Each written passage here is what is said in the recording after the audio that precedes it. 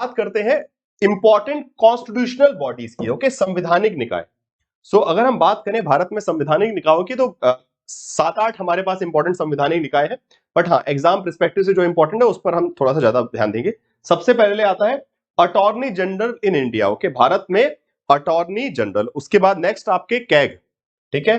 इसके बाद election commission, election commission of India, then finance commission, ठीक है। देन उसके बाद national commission for schedule caste, national commission for schedule tribe, national commission for backward communities, okay fine. So NC SC, NC ST, NC BC, okay fine. चलिए, so ये इस प्रकार से। इसके बाद special officer for linguistic minorities, UPSC. इसके अलावा state election commission, okay, या फिर स्टेट फाइनेंस कमीशन, ये सब भी जो है आपके किसमें आएंगे, कॉन्स्टिट्यूशनल बॉडीज में आएंगे, okay. These are the most important constitutional bodies, okay. ये संवैधानिक महत्वपूर्ण संवैधानिक एजेंसीज है जिसपे अक्सर जो है एग्जाम में क्वेश्चन देखने को मिलते हैं।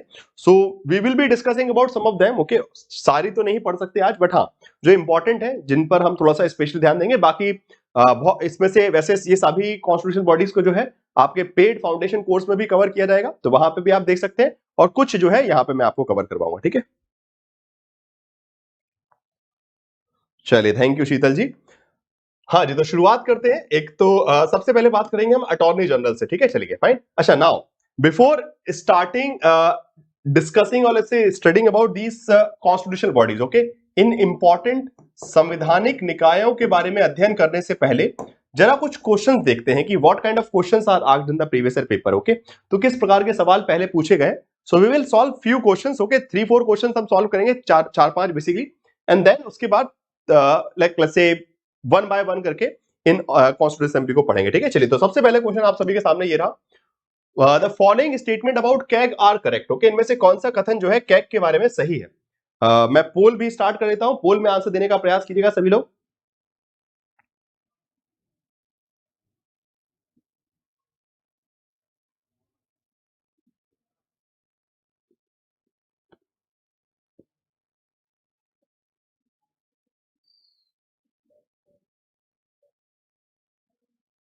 चलिए, अब जरा एग्जाम वाला माहौल देखा जाए, तो मैं पोल भी दे रहा हूं, पोल में आंसर कीजिएगा सभी लोग, 1, 2 एंड 3। क्वेश्चन को ध्यान से पढ़िए जब तक, and your time starts now. चलिए, keep joining. So salary and condition of service of CAG are determined by the president. CAG can audit properties of properties of the monetary policies, okay. चलिए, everyone please make sure you must provide the answer in the poll box only. poll box में ही answer आना चाहिए सबका।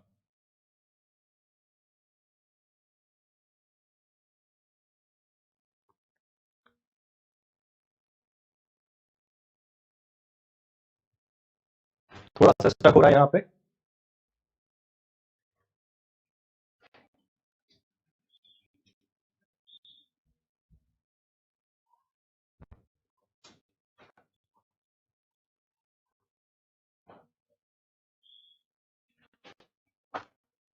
Okay, and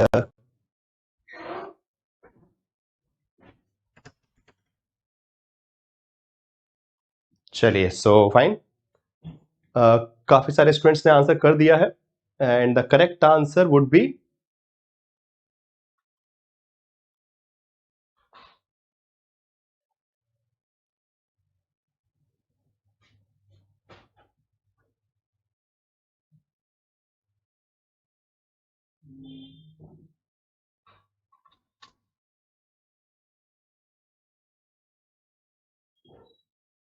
क्या लगाया आप लोगों ने आंसर? Only 6% students. चलिए, बहुत बेकार performance. Only 6% students have given the correct answer. Okay, answer would be D. Both of them are incorrect. Now, अब यहां है खेल जो आपके एग्जाम में आपके साथ होगा, ठीक है। पहला कथन है the salary and condition of service of CAG are determined by the president. No, appointment is done by the president, okay. उनका जो अपॉइंटमेंट है वो राष्ट्रपति करते हैं, परंतु उनके salary and condition that is determined by the Parliament of India, Bharat की संसद के द्वारा, ओके। प्रावधान ये कहता है कि भारत की संसद जो है, ठीक है, yes, both the statements are wrong, okay. तो भारत की संसद जो है निर्धारित करती है कि इन कैग की सेवा एवं वेतन की शर्तों को राष्ट्रपति द्वारा नहीं, भारत की संसद द्वारा निर्धारित किया था, पार्लियामेंट ऑफ इंडिया। ठीक है, राष्ट्रपति नहीं। इसके बाद CAG can audit priority of the monetary policies, no. ठीक है, ये दोनों कथन जो है गलत हो गए, so A and B both are incorrect. Okay, चलिए कितने लोगों ने करेक्ट आंसर दिया? सिर्फ 7% लोगों ने करेक्ट आंसर दिया। ठीक है, सो ऐसे ही क्वेश्चन आएंगे और फिर बंटाधार हो जाएगा। चलिए एक और क्वेश्चन करते हैं ऐसे। What are the qualification of the finance commission of India? Okay, Bharat के वित्त आयोग के सदस्यों के लिए क्या क्या योग्यताएं होनी चाहिए? A person who has special knowledge of economics, a person who has special knowledge of finance and accounts of the government. Okay, चलिए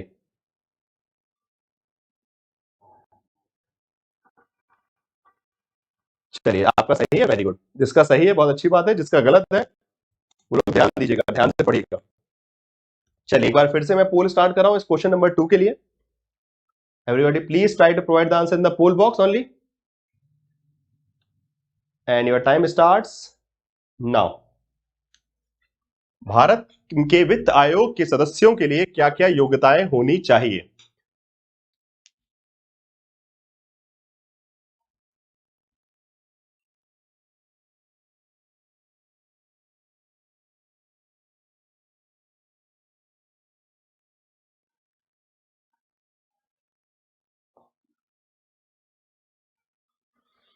हाँ जी, so I can see 52% students are providing the correct answer.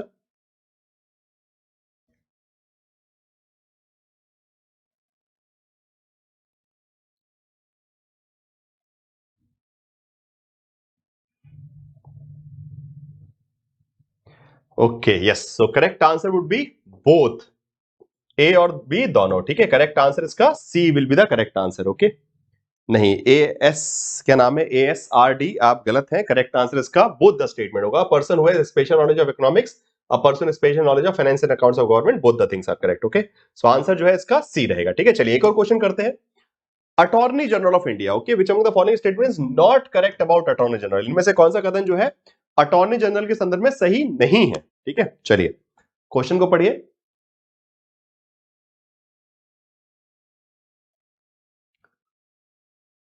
काफी सारे student जुड़ते जा रहे हैं, सभी लोग फटाफट सेशन को शेयर करते जाइए अपने दोस्तों के साथ में। एक बार फिर से जरा माहौल बनाते हैं यूट्यूब पे नेट जेआरएफ क्रैक करने का। अभी तक फाउंडेशन कोर्सेज में क्लासेस लाइव चल रही थी, अब यूट्यूब पे भी आपको क्लासेस मिलेंगी लाइव।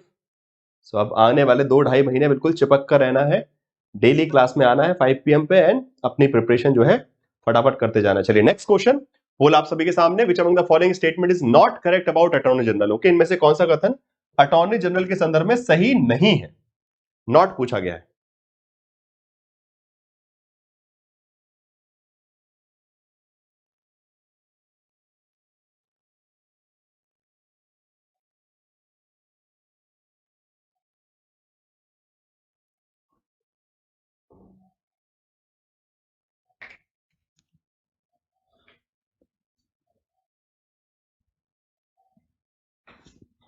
चलिए वैसे बहुत सिंपल सा क्वेश्चन है ये, डायरेक्ट क्वेश्चन।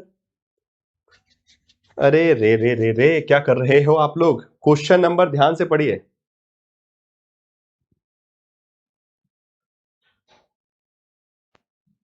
चलिए बहुत अच्छी बात है।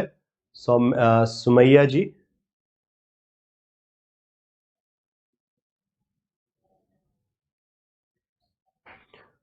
ओके, हाँ जी, कमेंट बॉक्स में नहीं, रिको मीना प्लीज पोल बॉक्स में आंसर दीजिए, पोल चल रहा है। ठीक है, चलिए 41% students have given the correct answer and the answer would be D. ये वाला जो है गलत है, पूछ रहे हैं कि नॉट करेक्ट, इनमें से कौन सा सही नहीं है। सो यहां पे क्या लिखा है? Voting right. ओके, वोट डालने का अधिकार भी है, मतदान करने का नहीं। तो attorney general has a right to sit in both the houses of parliament, okay, as well as in the joint session. Okay, तो जो आपके अटॉर्नी जनरल है वो लोकसभा राज्यसभा के प्रोसीडिंग्स में, कार्यवाही में बैठ सकते हैं, जो एक बोल सकते हैं ज्वाइंट सिटिंग होती है उसमें भी बैठ सकते हैं, परंतु वोट डालने का अधिकार नहीं होता। Okay, because he is not a member of parliament, वो संसद के सदस्य नहीं है, और मेंबर ऑफ पार्लियामेंट ही सिर्फ वोट कर सकते हैं। ये सिर्फ वहां पे एज अ ऑडियंस जाके बैठ सकते हैं, सुन सकते हैं कि क्या कार्रवाई चल रही है, क्या नियम कानून है। ठीक है, फाइन, चलिए वेरी गुड। सो सिर्फ 39% लोगों ने करेक्ट आंसर दिया था and answer would be D. चलिए एक और क्वेश्चन करेंगे। Consider the following statement and choose the correct for the UPSC. इनमें से कौन सा यूपीएससी के बारे में कथन, सही वाला कथन आपको चुनना है। चलिए ध्यान से पढ़िए। हाँ जी, वोट देने का अधिकार नहीं है। चलिए एक बार मैं फिर से पोल स्टार्ट करता हूं आप सभी के लिए।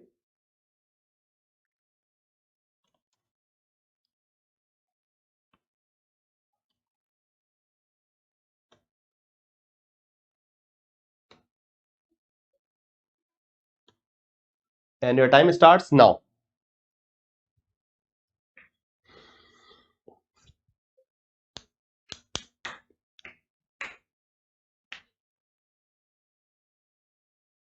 अभी पढ़ेंगे, अभी क्या नाम है, Ranju Chhetri. We will be discussing about the powers and functions and all the like powers regarding the attorney general. So things will be clear, okay, don't worry about it. Okay, अभी इस क्वेश्चन को कर लीजिए, देन उसके बाद हम thinker by think basically topic by topic we will be discussing the all the important constitutional bodies. Okay, obviously.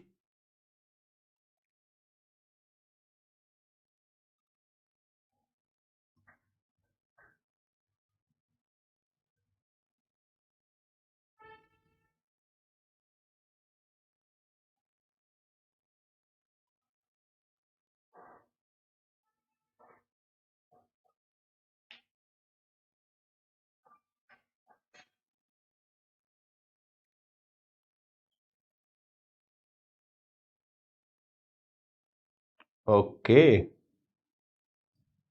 Booster JRF कब से है? चलिए बताएंगे जेआरएफ बूस्टर के, वैसे बता तो दिया था जेआरएफ बूस्टर का तो ऑलरेडी। जशन गिल।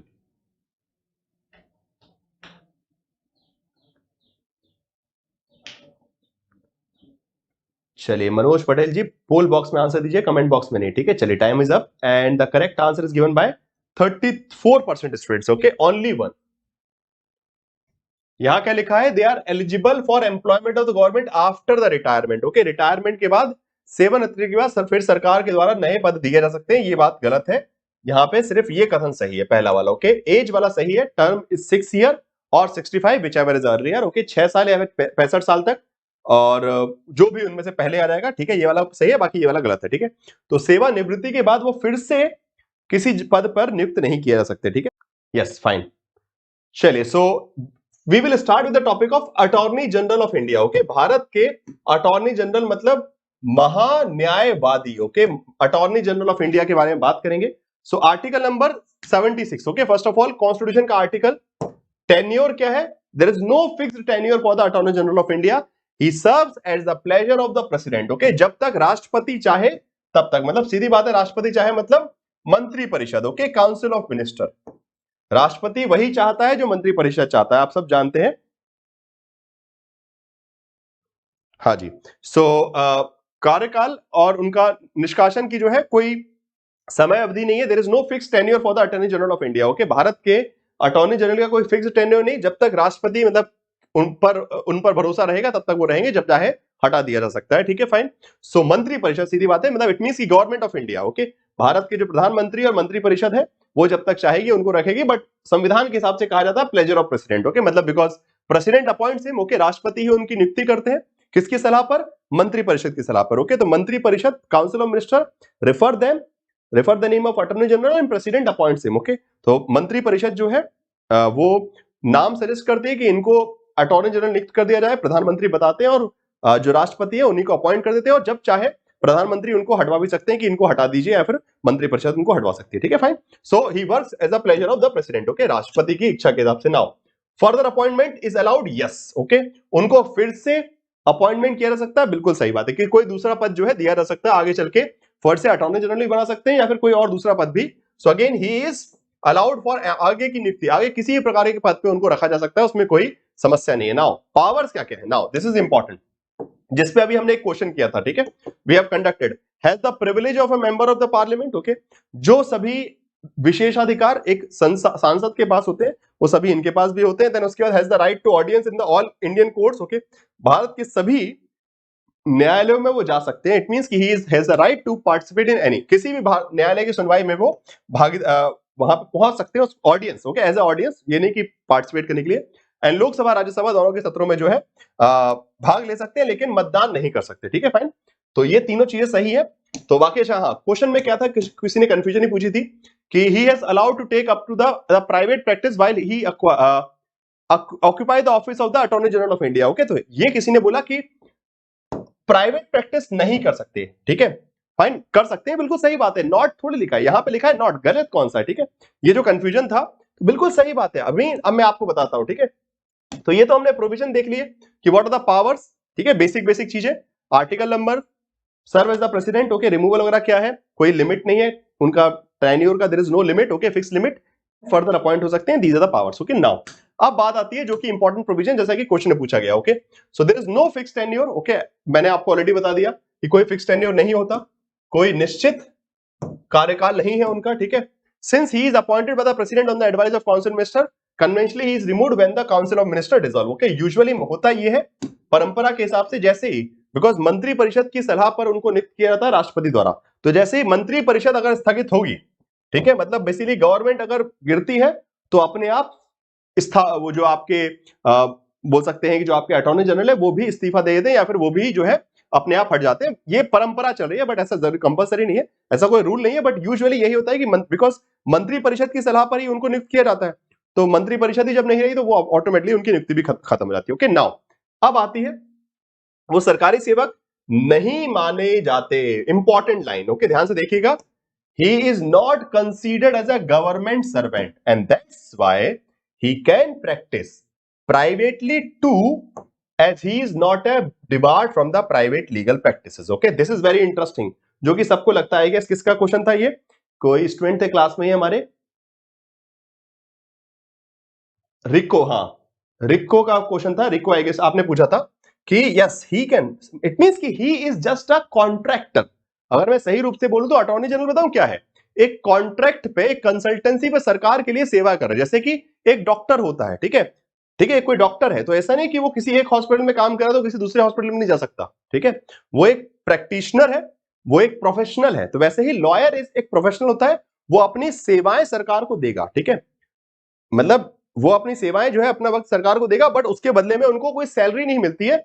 ही गेट, उनको क्या मिलता है, he get a retainer fees. Okay, so जितना सरकार उनसे काम करवाएगी उसके हिसाब से उनको भुगतान किया जाता है, उनको कोई सैलरी नहीं मिलती। ओके, सो वो अपने दूसरे वक्त में दूसरा अपना कोई भी प्राइवेट केस लड़ सकते हैं। मान लीजिए मैं कोई केस लेके चला गया अटॉर्नी जनरल के पास में, तो वो मेरा केस भी लड़ सकते हैं, बट अगर कॉन्फ्लिक्ट ऑफ इंटरेस्ट रहेगा तो उनको सरकार की बात माननी पड़ेगी। बस ये है, सीधी बात है, कंडीशन बस ये है कि कॉन्फ्लिक्ट ऑफ इंटरेस्ट नहीं होना चाहिए। ठीक है, so in case there is a conflict of interest, तो फिर सीधी बात है सरकार से पूछना पड़ेगा। अगर इट मींस कि my case is against the government, okay, मतलब मेरा केस मान लीजिए सरकार के खिलाफ है, तो फिर सीधी बात है अटॉर्नी जनरल मेरा केस नहीं लेंगे। बट हाँ, अगर कोई और मेरा केस किसी और तीसरे व्यक्ति के खिलाफ है तो अटॉर्नी जनरल को मैं अपना केस दे सकता हूं, उसको पैसे दे सकता हूं। ठीक है, मतलब as a private lawyer. Okay, तो बाकी केस में वो नॉर्मल लॉयर बन जाते हैं। ठीक है, समझ में आ गया।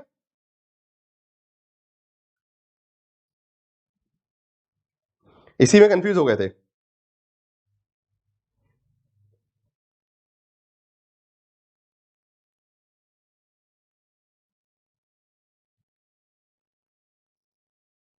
Yes, AB definitely. GRF booster will be starting from the 10th. Okay, don't worry about it.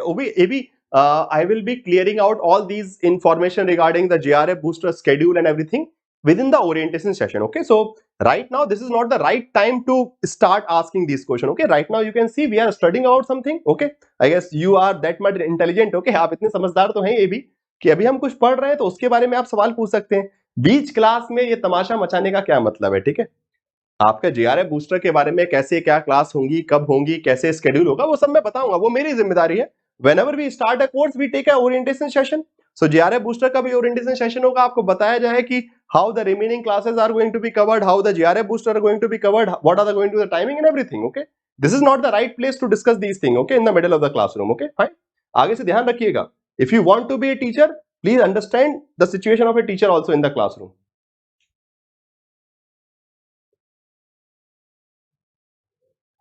चलिए, चलिए, he is worked in PMO sir, मतलब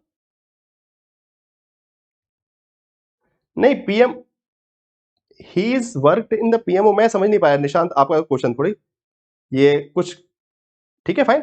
चलिए, सो यहां पे ये चीज क्लियर रहेगा कि वो एक निजी तौर पर प्रैक्टिस कर सकते हैं, क्योंकि उन्हें उसे किसी निजी कानून प्रैक्टिस से वंचित नहीं किया जाता है। इस कारण उन्हें वेतन नहीं बल्कि राष्ट्रपति द्वारा निर्धारित अनुचर दिया जाता है।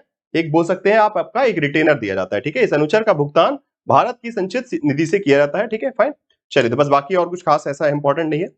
फर्स्ट अटॉर्नी जनरल कौन थे, बाकी अभी तो अटॉर्नी जनरल के बारे में आपको पता ही है। ठीक है, फाइन। चलिए, let's move forward. So these are the important details. Now moving forward, next question. So the next topic is about CAG, CAG. Okay, Comptroller and Auditor General of India. Okay, article number 148. 148 में जिक्र है CAG का. ठीक है, भारत के नियंत्रक और महालेखक परीक्षक 148 के अंदर संविधान के अनुच्छेद में ये आते हैं. ठीक है, now next, tenure and removal. Okay, कि उनका कार्यकाल क्या होगा. So there is a fixed tenure of 6 year until the age of 65. 6 साल या फिर 65, whichever comes first. Okay, या तो 65 साल का हो जाए या फिर 6 साल पूरे, मतलब लाइक प्रायोरिटी उस पर रखी जाती है कि 65 ईयर से ऊपर नहीं होना चाहिए. So that is the last limit. Okay, removal procedure is same as the for the जजेस of the supreme court. Okay, मतलब it is again autonomous agency.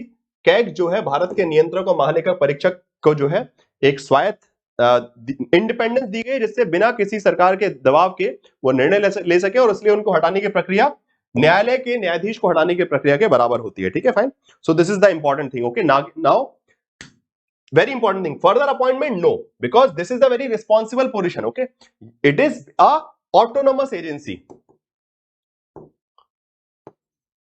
और ऑटोनोमस एजेंसी में इंडिपेंडेंस को मेंटेन रखने के लिए ये फर्दर अपॉइंटमेंट वाला क्लॉज हटा दिया गया है. ठीक है, यहां पे थोड़ा सा बेसिक लॉजिक समझना है आपको इंडियन कॉन्स्टिट्यूशन का. Okay, Indian constitution doesn't support the concept of partialities. Okay, Bharat का संविधान पक्षपात में बिलीव नहीं करता, और इसीलिए जहां जहां महत्वपूर्ण पोजीशन है वहां वहां फर्दर अपॉइंटमेंट अलाउड नहीं है. ठीक है, for example chief election commissioner of India.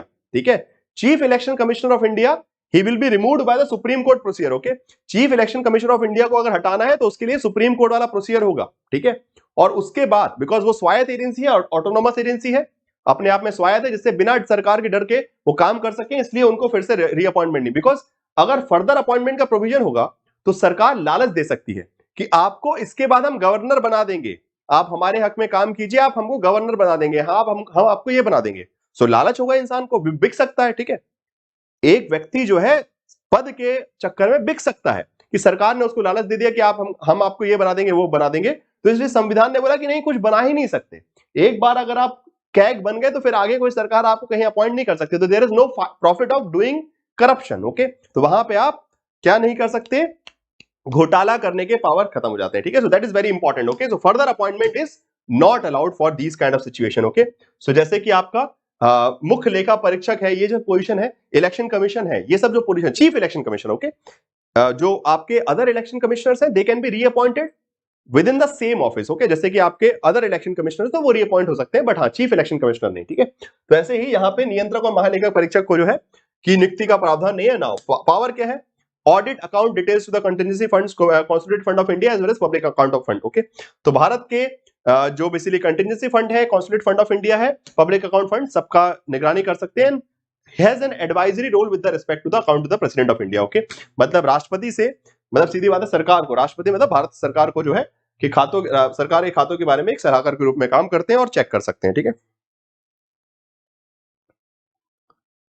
नहीं वोटिंग नहीं करते ना, वोटिंग का तो बता दिया चांदनी जी, अटॉर्नी जनरल वोट नहीं करते और इनका तो पार्लियामेंट से लेना देना है नहीं. ठीक है, now there are few other power also. Okay, so CAG की और कुछ और भी पावर है, वो जरा हम बात करते हैं. जैसे आर्टिकल्स है, आर्टिकल 148 में क्या लिखा है, deal with the CAG appointment oath condition. Article 49 duties and power.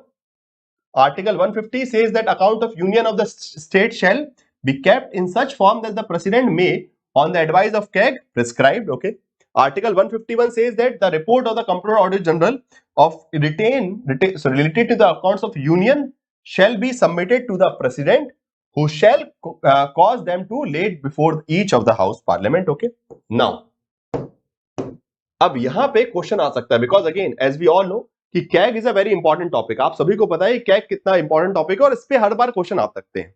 तो आगे चल के ये भी हो सकता है कि यहां पे 4 आर्टिकल लिखे मैंने, वो चारों आर्टिकल लिख दे और उनके बारे में डिटेल बोले मैच द फॉलोइंग करो जरा भाई. So they can even ask you match the following question. Article number और specific detail, because this is a important agency. Okay, बाकी सब एजेंसी चलिए ठीक है, बट ये बहुत इंपॉर्टेंट है। ऐसे इलेक्शन कमीशन कि उनके जो स्पेसिफिक आर्टिकल है कि अच्छा 148 में क्या कहा, अच्छा 149 में क्या कहा गया, अगर 150 में क्या कहा गया, 151 में क्या कहा गया, ठीक है। तो पहले 48 में कि उनकी नियुक्ति, शपथ, सेवाएं, ये सब जानकारी, उसके बाद शक्तियां, ठीक है, कि कर्तव्य और शक्तियां क्या है, उसके बाद ये जो है संघ और राज्य के खातों को उसी प्रकार से रखेंगे, मतलब जैसा कि राष्ट्रपति के कैग की सलाह के हिसाब से जो है राष्ट्रपति उस हिसाब से मैनेज करवाएंगे, मतलब सरकार उसी हिसाब से काम करेगी जैसा कि सीएजी की सलाह है। उस प्रकार से खातों को रखा जाएगा मैनेज करके, जिससे वो चेक कर सकें, ठीक है, सीधी बात है। उसके अलावा रिपोर्ट, ओके, यहाँ रिपोर्ट के बारे में कि जो भी रिपोर्ट है वो राष्ट्रपति को दी जाएगी और राष्ट्रपति जो है उसको सदन में रखेंगे। Now very important thing, exam में क्या चालाकी होती है, they can give you question कि consider the following statement regarding CAG. Okay, Bharat में जो कैग है उसके बारे में निम्नलिखित कथनों को पढ़िए। उसमें से एक कथन लिख देंगे कि CAG submits its reports to the Parliament of India.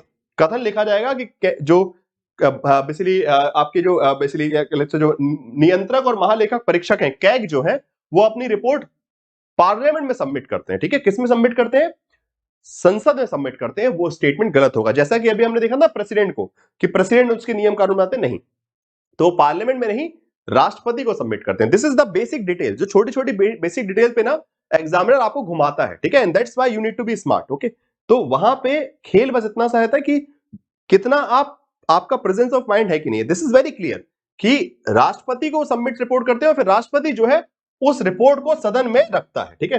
तो सदन के समक्ष रिपोर्ट को लेके जाने का काम राष्ट्रपति मतलब गवर्नमेंट का है, सीधी बात है, सरकार जो है, ठीक है।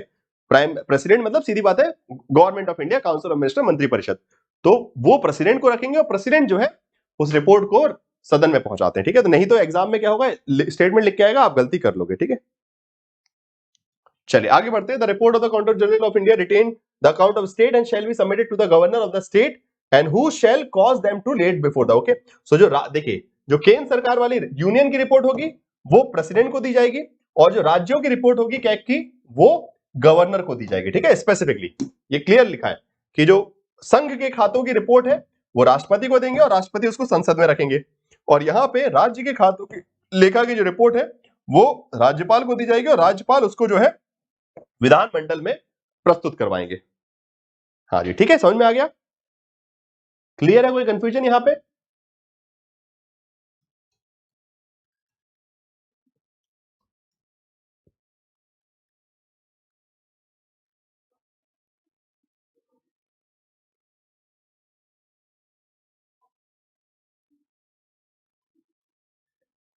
चलिए, हाँ जी, जशन गिल का क्वेश्चन है कि sir first CAG of India कौन से थे? फर्स्ट कैग ऑफ इंडिया थे नरहरि राव। ओके, नरहरि राव जो है फर्स्ट वो थे, ठीक है, लिख लीजिएगा नाम, जो फर्स्ट कैग। ओके, क्वेश्चन आ सकता है कि first CAG of India, Bharat के पहले नियंत्रक और लेखा परीक्षक कौन थे? नरहरि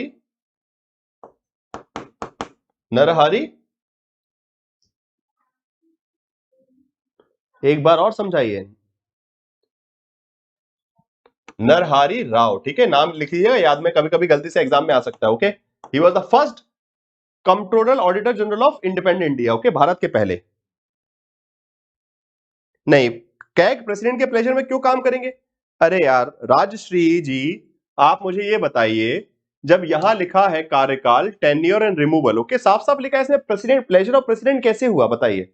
प्लेजर ऑफ प्रेसिडेंट का मतलब क्या होता है कि जब प्रेसिडेंट की इच्छा हो, राष्ट्रपति की इच्छा के हिसाब से, उसके खुशी के हिसाब से, जब तक राष्ट्रपति खुश है, प्लेजर मतलब समझते हैं खुशी, ठीक है, कि किसी की खुशी, जब तक राष्ट्रपति खुश है तब तक वो काम कर सकते हैं, राष्ट्रपति ना खुश हटा देंगे। तो गवर्नर हुए, अटॉर्नी जनरल हुए, वो सब प्लेजर पे करते हैं, इनका तो फिक्स टेन्योर है ना। अगर इनको राष्ट्रपति की इच्छा पे चलाया जाएगा तो फिर तो होगा ही, कोई रिपोर्ट ही नहीं निकल पाएगी, सरकार जब चाहे किसी भी कैग को उठा के पलट देगी, ठीक है, फाइन। सो ये चीज ध्यान रखिए, प्लेजर ऑफ प्रेसिडेंट नहीं आएगा, ठीक है।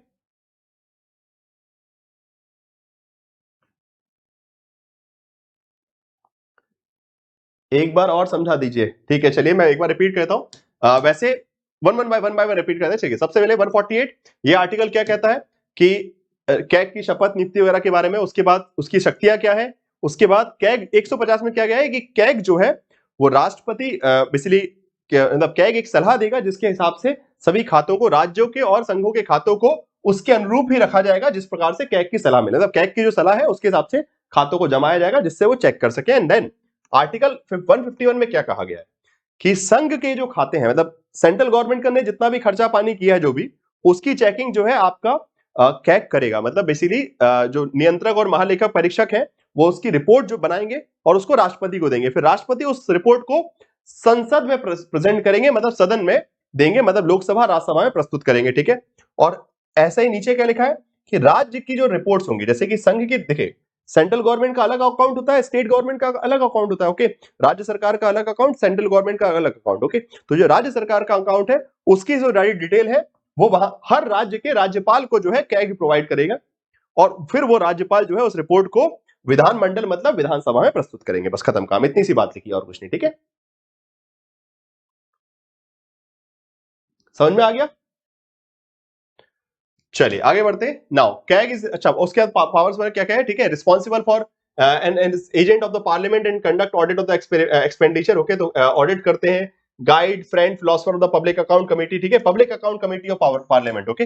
सो आप सभी को पता है कि जो लोक लेखा समिति होती है, ठीक है, लोक लेखा समिति जिसके बारे में हम लोग आपको मैं पढ़ा भी चुका हूं फाउंडेशन कोर्स में, अभी हम लोगों ने पार्लियामेंट्री कमिटीज के बारे में पढ़ा था, लोक लेखा समिति या फिर आपका public undertaking committee, estimate committee, okay, प्रकलन समिति। तो लोक लेखा समिति जो है जो कि कैग की रिपोर्ट के बेसिस पर सरकार की गतिविधियों को चेक करती है, ठीक है। तो क्या ये हो गया। उसके बाद राष्ट्रपति या राज्यपाल द्वारा अनुरोध किए जाने पर किसी अन्य प्राधिकरण का भी खाता चेक कर सकते हैं, ओके। इट मींस कि अगर गवर्नर या फिर प्रेसिडेंट, ओके, अगेन मैंने पहले बताया कि गवर्नर और प्रेसिडेंट किसके सजेशन पे काम करते हैं, मंत्रिपरिषद। तो गवर्नर अपने राज्य की मंत्रिपरिषद और राष्ट्रपति अपने जो संघ के जो मंत्रिपरिषद है उसकी सलाह पर बोल सकता है किससे, कैग से, कि मुझे इस पर्टिकुलर बॉडी का भी ऑडिट करवाना है, किसी प्राइवेट एजेंसी का तक भी ऑडिट करवा सकते हैं, ठीक है। So private companies which is using public resources उनका भी ऑडिट किया जा सकता है, ठीक है। So let's say he audit all the expenditure of contingency fund of India public account as well as the contingency fund as well as public account of state, okay।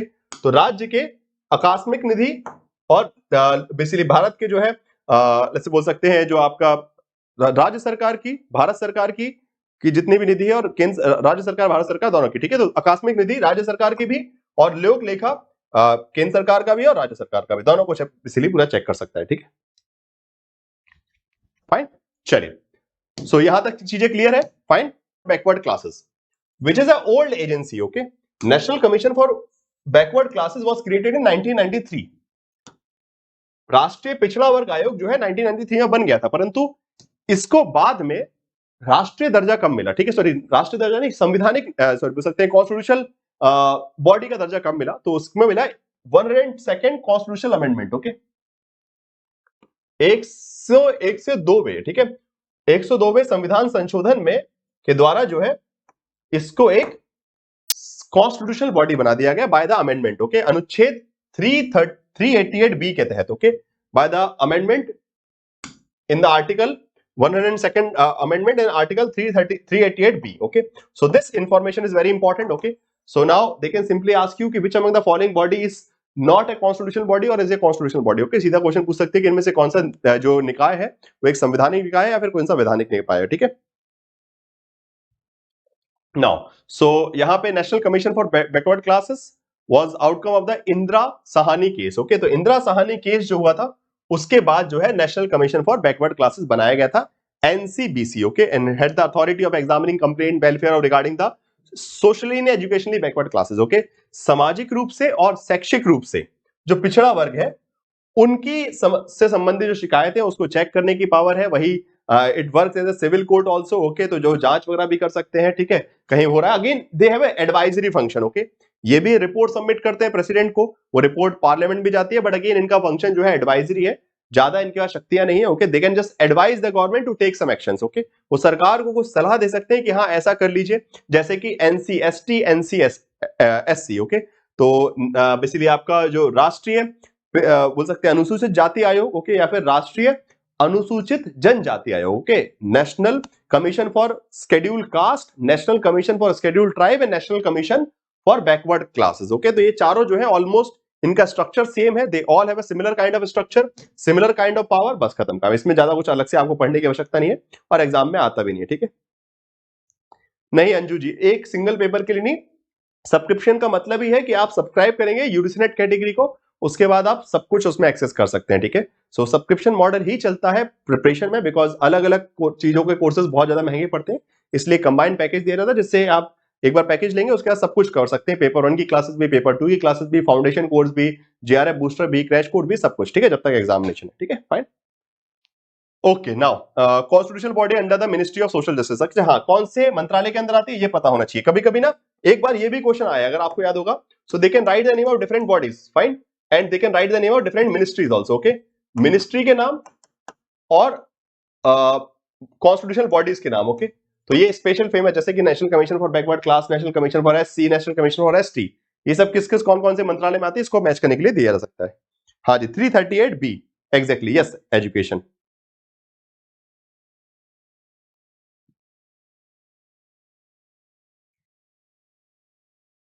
Sir आपने आयोग करवा दिया क्या आपने? मैं राधिका समझ नहीं पाया, कौन सा आयोग बोल रहे हैं आप?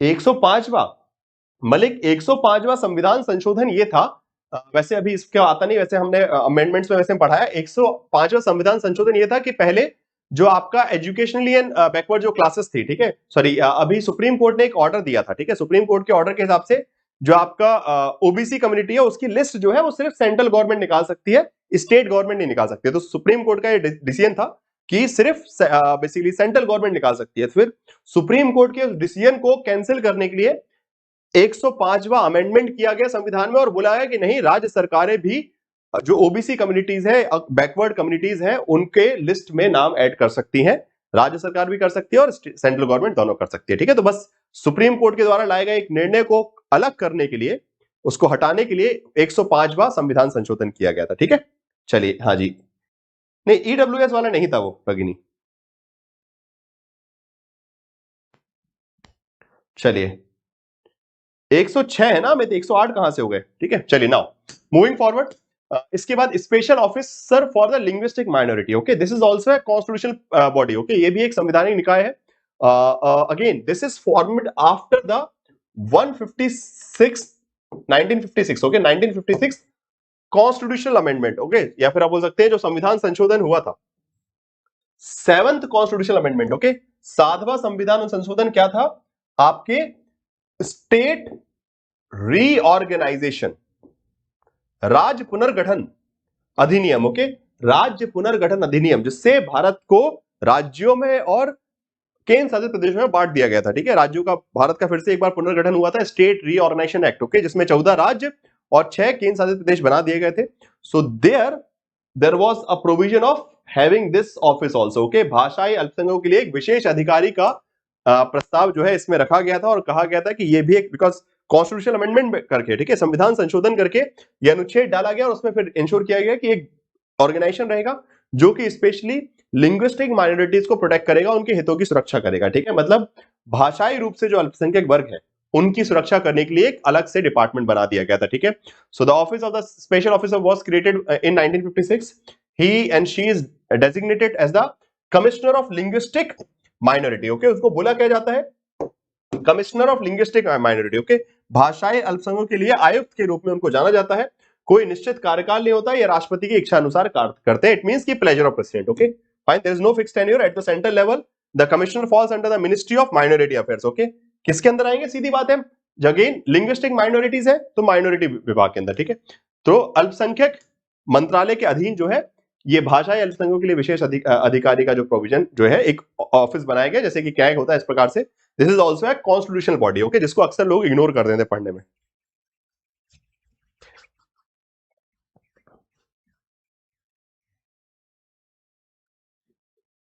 लोकसभा